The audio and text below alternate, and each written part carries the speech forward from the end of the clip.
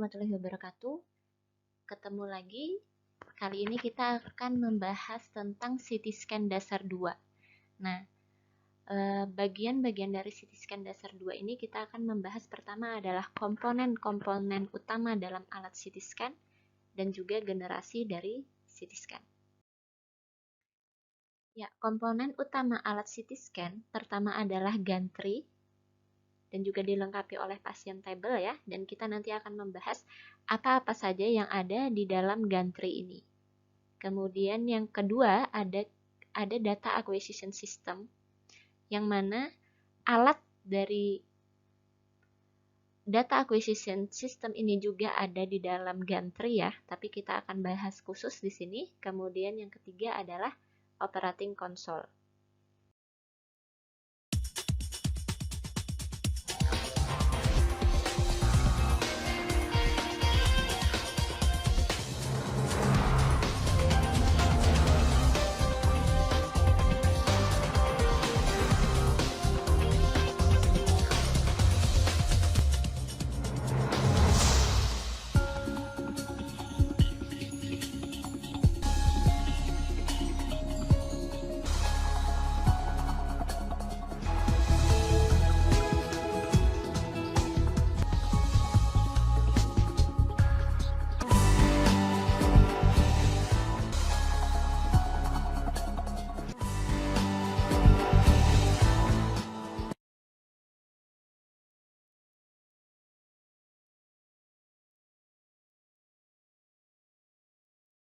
Kemudian ini adalah komponen-komponen yang ada di dalam gantry ya. Jadi gantry itu berbentuk seperti cincin, ring, di mana gantry ini pada saat CT scan beroperasi, dia akan berputar dengan sangat cepat.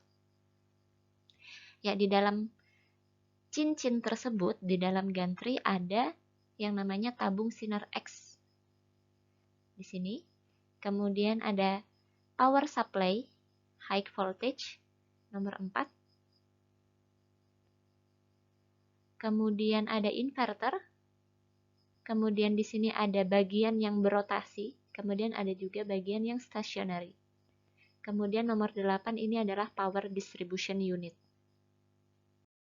Oke, sebelum membahas tentang bagian utama dalam gantry, komponen-komponen di dalam gantry, kita akan membahas terlebih dahulu tentang slip ring teknologi.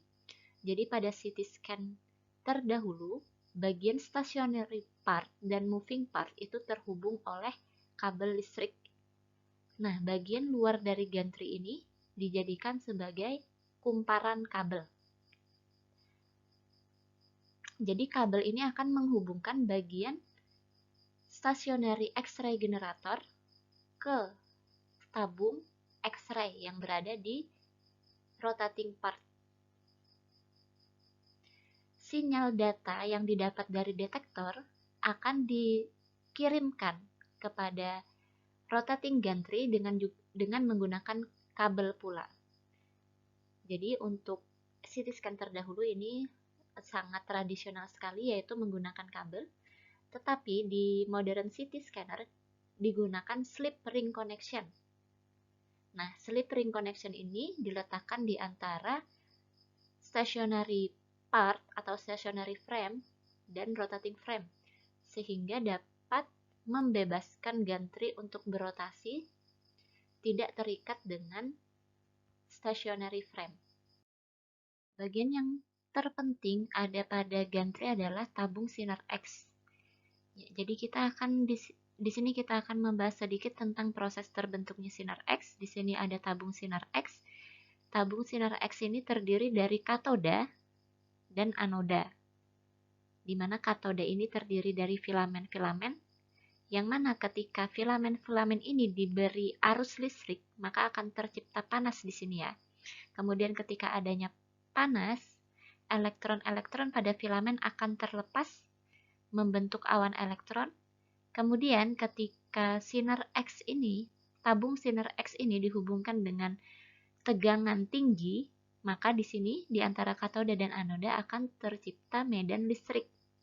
Nah, karena adanya medan listrik yang tinggi, awan elektron ini akan dipercepat menubruk anoda. Nah, tubrukan antara anoda dan tubrukan antara anoda dan elektron ini yang akan menghasilkan sinar X, yaitu 1% sinar X, sedangkan 99% lainnya adalah panas. Oke, di sini tabung sinar X dipasang pada gantri dengan sudut yang sesuai dengan paralel pada rotasi gantri. Jadi di sini proses pemasangan tabung sinar X ini berguna untuk mengurangi adanya Hill effect. Oke, di sini adalah pengertian dari Hill effect anoda, efek Hill pada anoda. Jadi, efek Hill pada anoda ini adalah fenomena radiografi yang berdampak pada intensitas dari sinar X. Seperti yang kita lihat pada gambar di sebelah kanan, ini ada katoda, kemudian di sini ada anoda dengan sudut tertentu ya. Anoda pasti memiliki kemiringan sudut tertentu. Jadi kemiringan sudut ini berguna agar elektron yang menubruk anoda itu terarah perpendikular dengan katoda. Jadi 90 derajat ya jaraknya. Ya, 90 derajat seperti ini. Ini adalah kasus yang ideal terjadi. Tapi pada kejadian sebenarnya ketika elektron menubruk anoda itu akan ada radiasi yang terhambur.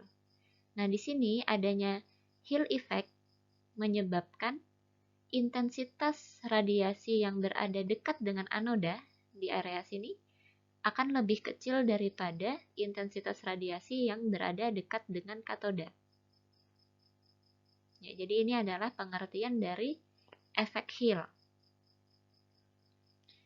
Kemudian di sini ada ilustrasi tentang bagaimana adanya Van angle dan cone angle. Jadi di sini kita lihat Van angle, yaitu ini adalah apabila kita melihat anodanya dari arah depan ya. Ketika kita melihat Van angle, maka tidak ada efek Hill yang terjadi. Karena sudutnya seperti ini ya. Tidak melalui sudut kemiringan anoda yang di sini. Tetapi apabila kita melihat cone angle di sini, maka akan terjadi efek Hill. Karena sinar X akan menubruk dengan sudut seperti ini. Oke, sekarang pada gantri, setelah sinar X, kita memiliki filter.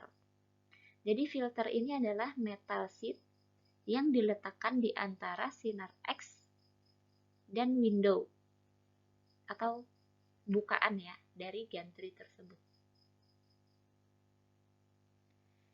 Jadi filter ini digunakan untuk melemahkan energi sinar X yang rendah dari spektrum. Di sini dijelaskan juga bahwa filter digunakan sebagai beam hardening. Jadi kita tahu spektrum sinar X yang dikeluarkan oleh tabung sinar X itu bermacam-macam. Kita bisa klasifikasi menjadi dua, yaitu sinar X Bremsstrahlung dan juga sinar X karakteristik. Di sini kita ambil contoh ya untuk 100 kilovolt sinar X, tabung sinar X dengan energi 100 kilovolt, energi sinar X yang keluar dari tabung adalah seperti ini. Jadi bagian yang continuous ini adalah bagian Bremsstrahlung, sinar X Bremsstrahlung, sedangkan yang runcing-runcing ini adalah sinar X discrete atau kita sebut sinar X karakteristik. Jadi ini sangat berhubungan dengan interaksi atom yang ada pada proses terjadinya sinar X. Nah, ketika kita menggunakan filter, maka dia akan mengatenuasi sinar X yang memiliki energi rendah. Karena sinar X energi rendah akan berinteraksi dengan filter, terserap oleh filter sehingga dia tidak sampai kepada pasien. Sehingga hanya sinar X yang diinginkan saja. Dalam hal ini sinar X yang memiliki energi relatif tinggi saja yang akan tembus ke pasien, yang akan menyinari atau memapari pasien. Kemudian kita akan membahas tentang beam shaping filter atau filter pembentuk sinar ya.